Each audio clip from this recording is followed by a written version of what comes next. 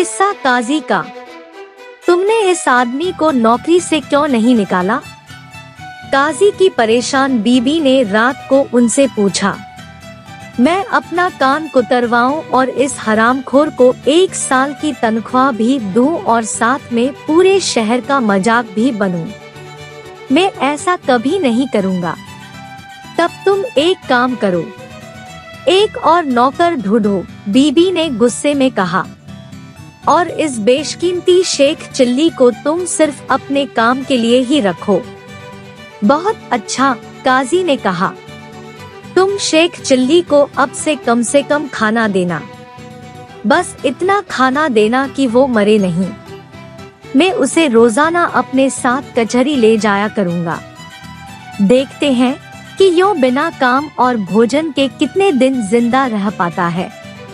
परंतु काजी को जल्दी ही अपनी गलती का एहसास हो गया।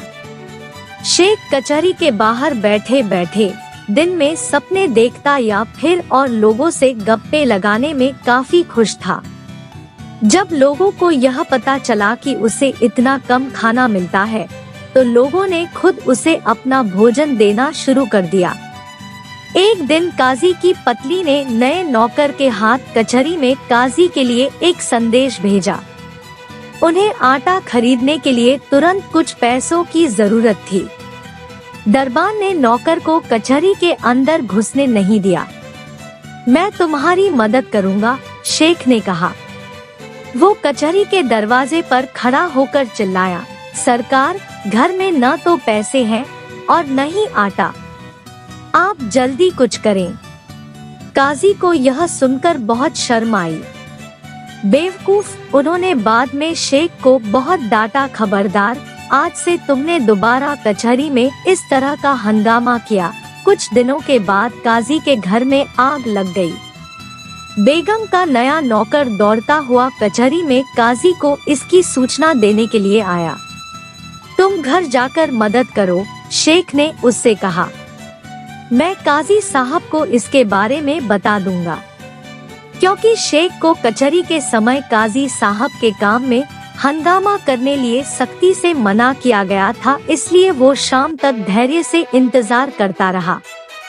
जब तक काजी का आधे से ज्यादा घर जलकर राख हो चुका था। काजी की पत्नी एक रईस व्यावसायिक परिवार की थी।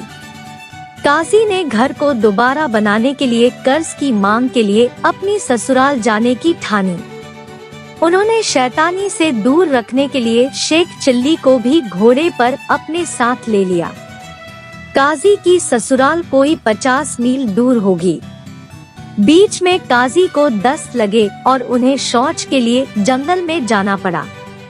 तभी सड़क पर से एक काफिला गुजरा। वो शेख चिल्ली को ही घोड़े का असली मालिक समझ बैठे। हम तुम्हें इस घोड़े के 200 रुपए देंगे, उन्होंने उससे कहा। क्या तुम इतने में उसे बेचोगे? हाँ, शेख ने कहा। उसने पैसों को जेब में रखा और घोड़े की थोड़ी सी पूंछ काटी और फिर जमीन में एक गड्ढा करके उसने पूंछ के बालों को उसमें गाड़ दिया। सरकार, जरा जल्दी कीजिए। वो काजी को आते देखकर जोर से चिल्लाया। अभी अभी घोड़े को खींचकर इस चूहे के बिल में ले जाया गया है। अगर आप मेरी मदद करेंगे तो हम उसे खींचकर बाहर निकाल लेंगे। काजी को कुछ समझ नहीं आया, फिर भी वो शेख को पकड़े रहे और शेख जमीन में गड़ी घोड़े की पूंछ को खींचता रहा। अंत में पूंछ बाहर निकल आई, परंतु शेख और काजी दोनों धड़ाम से जमीन पर जाकर गिरे। चूहे हमसे ताकतवर निकले, सरकार, शेख ने दुखी अंदाज में कहा। घोड़ा सीधा जमीन के अंदर चला गया है।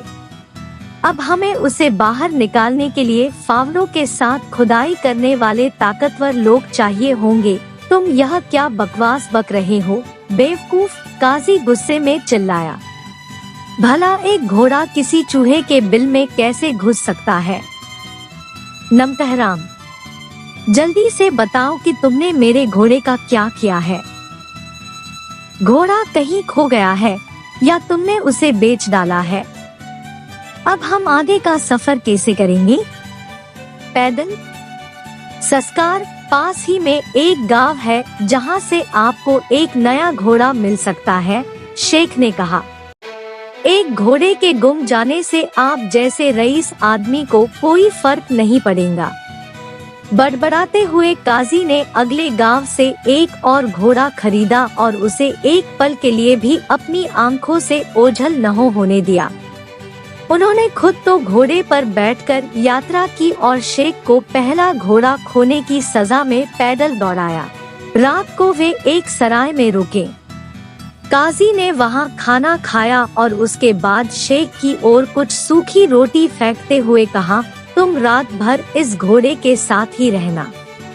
तुम उसकी मालिश करते रहना और खबरदार जो तुमने इसे अपनी आंखों के सामने से ओझल होने दिया। क्या तुम मेरी बात समझे? जी सरकार, शेख ने अपनी जीभाई को छिपाते हुए बड़े भीरू भाव में कहा। दिन भर चलने की थकान के बाद जो घोड़े के पास ही बैठ गया और धीरे धीरे उसकी मालिश करने लगा। शेख को कब नींद आई और कब कोई घोड़े को चुरा कर ले गया इसका उसे पता ही नहीं चला। वो जब सुबह उठा तो उसने घोड़े को नदारद पाया। शेख ने उसे चारों ओर ढूंढा, मगर उसने घोड़े को जल्दी न खोजा तो काजी उसकी चमड़ी उधेड़ कर रख देगा। फिर जिस घास के ढेर में घोड़ा सा रहा था, दो लंबे कान नजर आए। वाह! शेख ने कानों को पकड़ते हुए कहा, तो तुम यहाँ छिपे हुए थे। वो कान एक खरगोश के थे। शेख जब उन्हें निहार रहा था तभी काजी भी वहां पहुंचा। घोड़ा कहाँ है? काजी ने कड़कदार आवाज में पूछा। यह रहा सरकार, शेख ने झट से उत्तर दिया। अबे गधे, यह तो खरगोश है, घोड़ा नहीं। सरकार, यह सच में घोड़ा है। मैंने घोड़े को इतनी कसकर मालिश की कि वो छोटा होकर खरगोश बन गया। मैंने उसके कानों को मालिश नहीं की।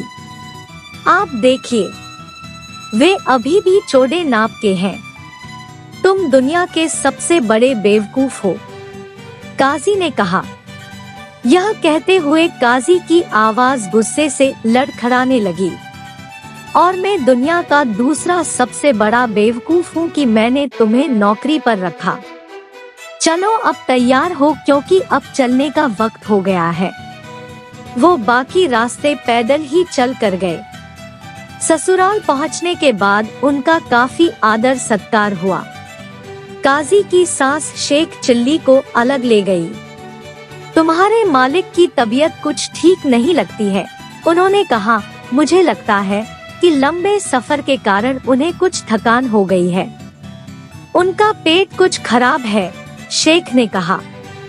फिर मैं उनके लिए कुछ खिचड़ी बना देती हूँ, बूढ़ी औरत ने कहा। पर आप उसे खूब चटपटा बनाएं, शेख ने कहा। उन्हें चटपटा खाना बहुत पसंद है। रात को भोजन के समय शेख चिल्ली को सबसे स्वादिष्ट बिरयानी, मटन करी, सब्जियां और खीर परोसी गई और काजी को केवल एक कटोरा भर मसालेदार खिचड़ी ही खाने को मिली। काजी को इतनी भूख लगी थी कि वो सब खिचड़ी खा गया। रात को उनके पेट में दर्द हुआ और उन्हें तुरंत शौच के लिए जाना पड़ा। मुझे बाहर जाना है, उन्होंने शेख को उठाया। तुम भी मेरे साथ चलो। सरकार, शेख ने नींद में कहा। वहाँ कोने में एक मिट्टी का मटका रखा है, आप उसका प्रयोग क्यों नहीं करते? सुबह को उसे खाली कर देंगे। काजी को रात में कई बार शौच जाना पड़ा। सुबह तक वो मटका आधा भर चुका था। इसे बाहर फेंक कर आओ, उन्होंने शेख को आदेश दिया। मैं यह काम नहीं करूँगा, शेख ने कहा। काजी को कुछ समझ नहीं आया। गुस्से में आकर उन्होंने मटका उठाया और उसे जंगल में फेंकने चल पड़ा। काजी का साला उनके पीछे पीछे दौड़ता हुआ आया। उसे आते हुए देख काजी ने शर्म के मारे अपनी रफ्तार बढ़ा दी, परंतु उनका साला तेजी से दौड़कर उनके पास पहुंच गया। भाईजान, आप अपने सर पर यह बोझ लाद कर कहाँ जा रहे हैं? लाइए, मैं आपकी मदद करता हूँ। नहीं नहीं, काजी ने विरोध किया। नहीं, ठीक है। और काजी ने मटके को कसकर पकड़ने की कोशिश की, परंतु मटका उसके हाथों से फिसलकर उन दोनों के बीच में जाकर गिरा, जिससे दोनों लोग गंदगी से सन गए। शेख इस पूरे नजारे को खिड़की में से देख रहा था। सरकार, वो काजी की ओर दौड़ता हुआ चिल्लाया, कहीं आपके चोट तो नहीं आई? काजी ने विनम्र भाव से अपने दोनों हाथ जोड़े। मैं तुमसे विनती करता हूँ शेख चिल्ली, तुम मुझे अकेला छोड़ दो। काजी ने कहा, मैंने तुम्हें बहुत झेला है और बर्दाश्त किया है। तुम जीते, मैं हारा। मैं तुम्हें फौरन नौकरी से निकालता हूँ। तुम पूरे साल की तनख्वाह ले लो और मेरे दोनों कान भी कुतर लो, परंतु मेरी निगाह के सामने से सदा के लिए दफा हो जाओ। आप अपने कान अपने पास ही रखें। सरकार, शेख ने कहा, हाँ, यह रहे वो 200 रुपए जो मुझे आपका पहला घोड़ा बेचकर मिले। मुझे अफसोस है कि दूसरा घोड़ा खरगोश में बदल गया। उस रात आपने घोड़े को मालिश करने के लिए कहकर भारी गलती की। 1 साल की पूरी तनख्वाह जेब में रख शेख चिल्ली बड़ी जीत हासिल करके शान से घर लौटा। आशा करती हूँ हमारी यह छोटी सी वीडियो आपको पसंद आई होगी। यह कहानी आपको कैसी लगी है, कमेंट करके हमें जरूर बताइए और लाइक और शेयर भी कर दे। चैनल को सब्सक्राइब जरूर कर ले। धन्यवाद।